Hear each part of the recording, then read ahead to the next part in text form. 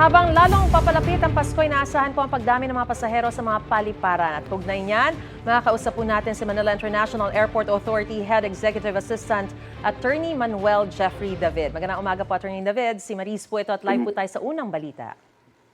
Good morning po, Miss Maris, and sa mga tagapakinig at tagapanood. Alright, una po sa lahat, sa ngayon po, gaano na po ba karami ang bumabiyahe kada araw sa NAIA?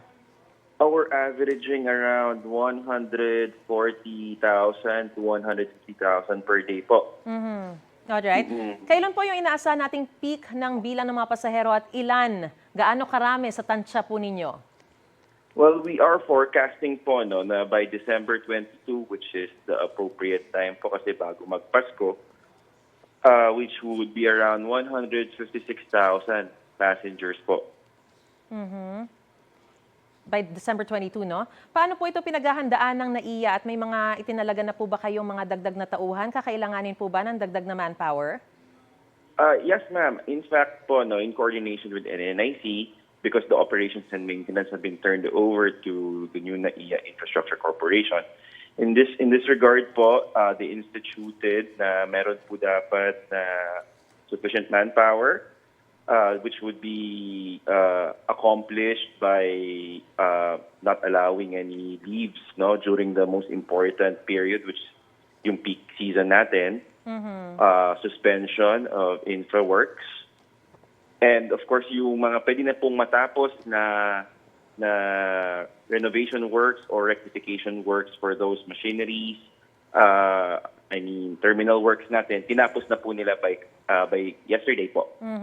Wala naman po tayo nakikita mga iba pang mga aberya gaya halimbawa ng mga power interruption na nangyari in the past? Wala na po, ma'am. As you can see po, NNIC just had a signing with Meralco po, no?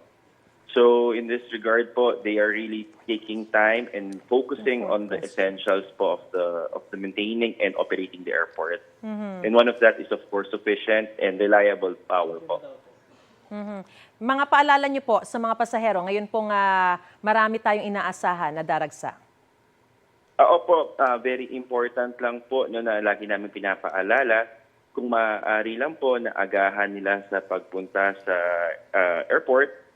So kung domestic flight po yan, asahan po natin na madami talaga pong pupunta. So 3 hours before po pag domestic.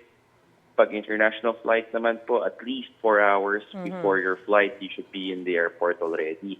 At ang isa po sa mga importante po, kung may nagpapadala kisuyo ng magdadalhin. Alright, maraming salamat po, Attorney Manuel Jeffrey David, ang Head Executive Assistant ng Manila International Airport Authority. Magandang umaga po sa inyo. Happy Holidays!